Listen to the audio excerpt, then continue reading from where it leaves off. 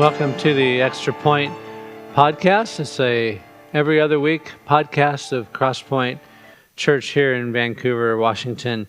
I'm glad you've joined us today. I wanted to share with you something that's going on in church, and I think something that could be helpful to you as an individual Christian as well. So we actually have a new team in our church called the Outreach Team, and it's made up of two other teams that we used to have that we called the Missions Team and the Evangelism Team. We also added an events team to what we're doing at church, and I want to explain some of that, but mainly I want to focus on the Outreach Team and what we're working on and how it could impact us as a church. When I was church planting many years ago, one of my tasks before we could begin was to develop an evangelism strategy. And I was thinking about how I lived in Portland and moved over to Vancouver, and I was thinking about how Portland is called the Rose City. And then I read passages in the Bible about how the gospel is a sweet fragrance to those that hear it. And I just got to wondering, is there a way that we could think about the things we're trying to do as a new church and connect that to the word rose? And so I came up with this strategy called the R.O.S.E Strategy. And the ROSE is an acronym, and so each of these are 4 points for us to emphasize as a church when it comes to outreach, which is both what we do locally in ministry and missions, but also what we do globally with what we would normally call international missions. So let me just share it with you. I think you can apply it to your life. It's something that I'm going to bring back to our church and try to make a big point about in months to come that will help us as a church to reach more and more people for Christ. So first of all, we have the letter R, and R stands for relationships. I think that any effective evangelism strategy has to focus on encouraging people to have more and more relationships with people that are not yet Christians. I did some research recently because I had done this many years ago, and I found that it still holds true that 70 to 90%, depending on which survey you look at, 70 to 90% of people that are in church were invited by a friend. And so the key factor, far and away, the number one reason why people are in our churches today is because someone invited them. I also wanted to look into a question that I had had before and never got the answer to, but how many people who are not in church, who are not Christians, who wouldn't classify themselves as believers or even religious, what percentage of them would come to church if they were invited by a friend? And several polls have looked into this and asked this very question. Would it surprise you to know that the answer is 60 to 80%? So say that we just take the middle number, 70, and say that we take the 80%. So 80% for the first question, how many people are in church because they were invited? 80%. How many people might be in church if they were invited? 70%. That's a lot of people. That's a high percentage. And so relationships is so important in a church. But let me give you the last statistic. It's a little more sobering and honestly, for me, sometimes frustrating. The percentage of Christian people in churches who have ever, and I mean ever, like even just one time, invited someone to church is 48%. So that means that 52%, the majority of people, have never once in their lives invited anyone to church. So when you think about the numbers, right, people will come. People have come because they've been invited, and people who aren't even in church say that they would consider coming is very high. The problem is not with them. The problem is with us.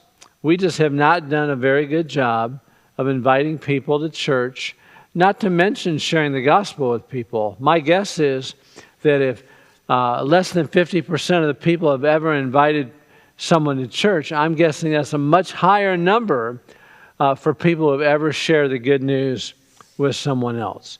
So that's the idea. In my mind, in order for us to be an effective, growing church, bringing people in, reaching people for Christ, we have got to do a better job of developing relationships with non-Christians. I think that one of the reasons that churches struggle so much with this is that our best friends are believers. And that's not a bad thing.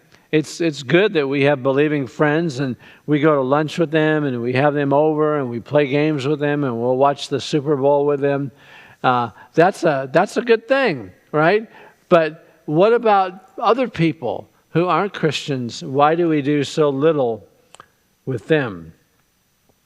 I think another thing I'd say about relationships, why it's so significant, is that it's free.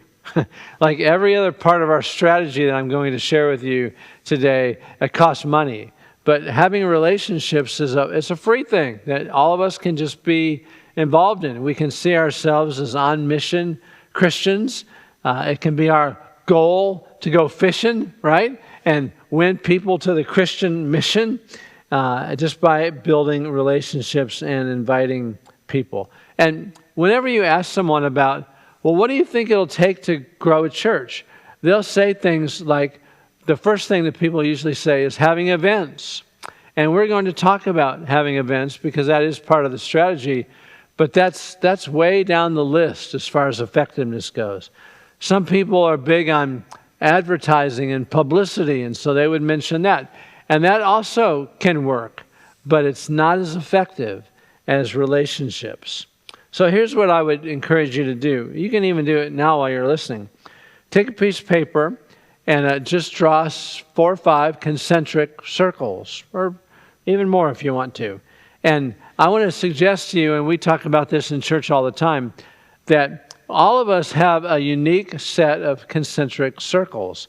The people that you would put in your circles are different from anyone else in the church. Even if you're in the same family, your circles are going to be different. So for the smallest circle, you might just put the word family. And when I say family, I'm talking about your immediate family and also your extended family. Most people in church have, if not in their immediate family, certainly have people in their extended family who don't attend a church, and maybe you've never invited them to do so. So family, we want to work our families. We want to pray for them. We want to invite them. We want to share the gospel with them. And then in the second circle, you could write the word friends, because even if you're not a real extrovert, you have some friends probably who don't go to church. And so put them in the second circle. In the third circle, you can put the word neighbors. Maybe you don't know your neighbors. Sometimes that's the problem. But put neighbors and in your circle, your concentric circle is number 3. And then begin to know them, learn their names, learn something about them. You don't have to go over there with the Bible and beat them about the head and body with the gospel, but begin by just getting to know them. And then in the next circle, you could put coworkers. You know who that is, the people you work with, right? If you have a job, you have coworkers. So put their names in there. And then the next one I don't know what to call it, but it's people in the traffic patterns of your life. So the mailman who delivers your mail, the barista who you see regularly to get your $10 coffee or whatever it costs now, the Amazon delivery driver, the cashier at the grocery store where you shop. Pray for all these people in all these circles, invite them to church, and eventually follow up with sharing the gospel to them.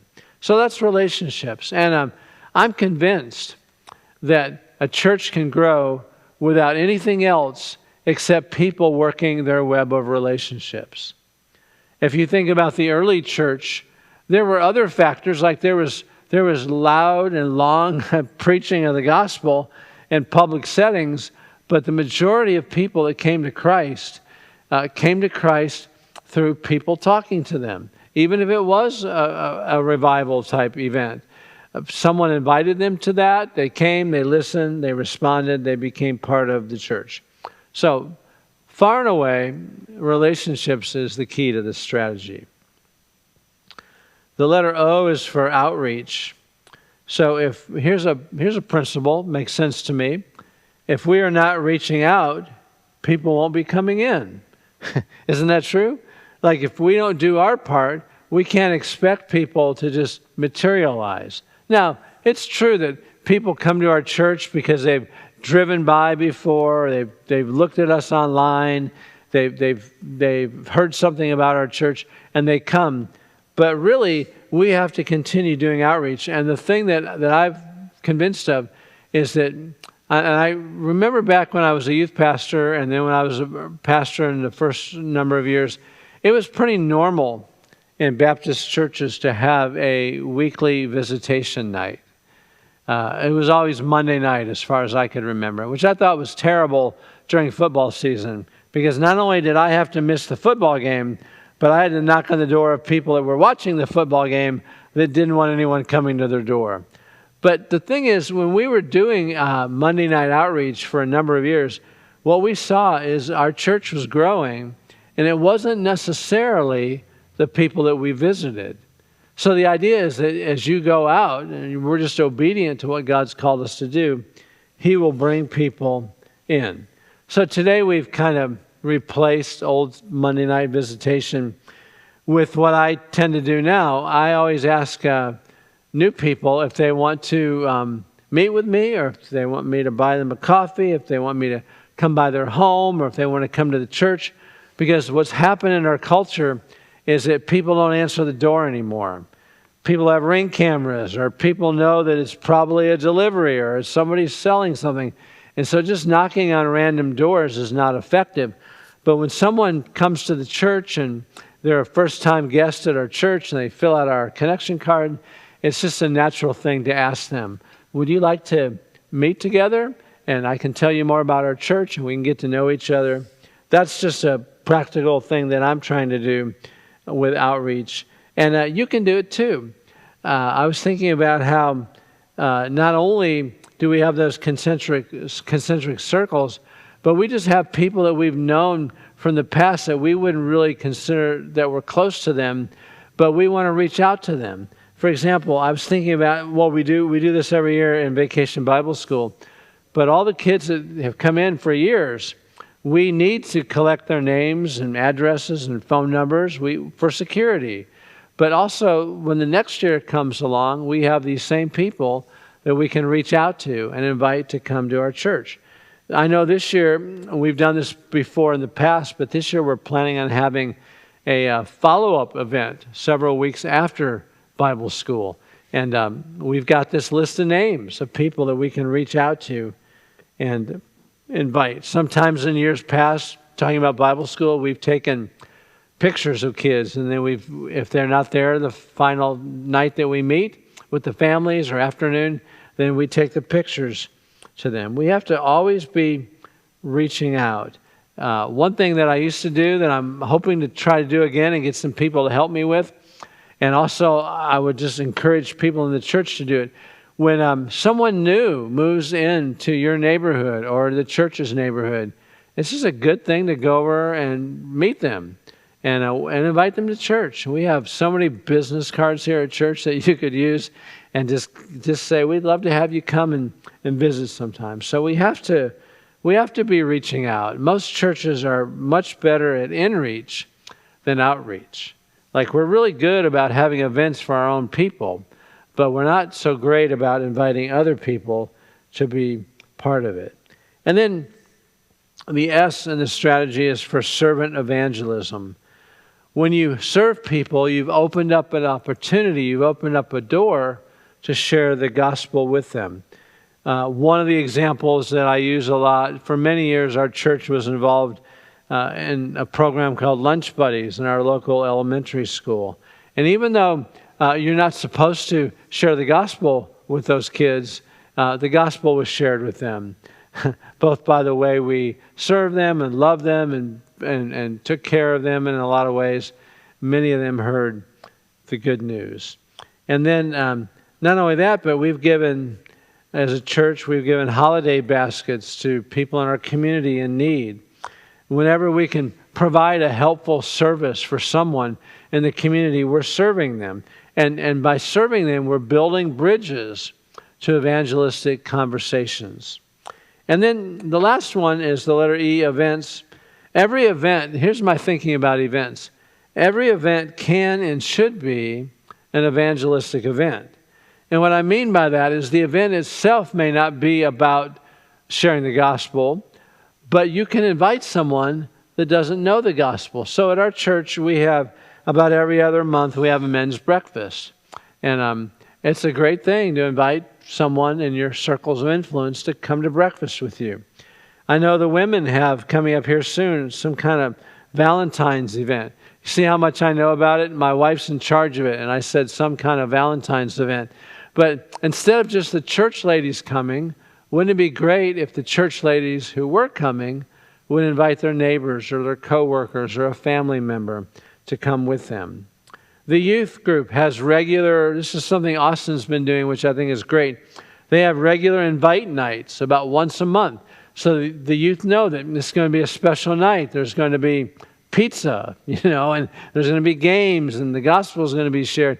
And this is the night to invite your friends to come with you. And everything we do at church, whether it's a Christmas Eve service, a Good Friday service, an Easter service, when we have baptisms, these are all opportunities for you to invite people that don't know the Lord to come or don't go to church to come and be part of it. If we do a church picnic, I've seen over the years doing church picnics that people invite their friends and their neighbors, and we've seen people come into our church and come to know the Lord through something as simple as having a meal together at church or at a park. Last year we went to a Mariners game. A lot of people that may not want to go to church might want to go to a Mariners game. So think about your circle of influence and how you can just begin to invite people to things that they might already enjoy. And a lot of times it takes, I think the number 7 times for people to come to something related to the church before they actually come to the church. If your life group, for example, goes out to lunch regularly, it would be good to encourage people to invite their friends to go to lunch with you. And we do have an events team, and McKenna and Austin, who are two of our staff people in children's ministry and youth ministry, are leading that. And we wanted to do that because they naturally are having events in their ministries, and they're also going to extend that to be willing to help anyone at church that wants to have an event, or they're going to create some of those on their own. So events are good, but again, relationships are best. Relationships, outreach, servant evangelism, and events. That is the R.O.S.E strategy. And the goal of our outreach team really is to fulfill Acts 1:8 and to be witnesses for Jesus in Jerusalem. Our Jerusalem is Vancouver, Clark County. Judea and Samaria, that's our United States, North America. And to the ends of the earth, that's worldwide missions. And I'm happy to say that we have 5 people from our church that are currently serving somewhere around the world, sharing the gospel with others, and they're part of what we're doing. So anyways, I wanted to share that with you. I hope you'll get on board. You can do it personally. You can do it with someone in church. You can encourage a life group or a ministry to work together with you on some of these projects. And I just think God will really bless us as we get kind of a mindset of evangelism. If we have a culture of evangelism, I think God is going to greatly, greatly bless that. So thank you for listening, and have a great day, and we'll talk again in a couple weeks.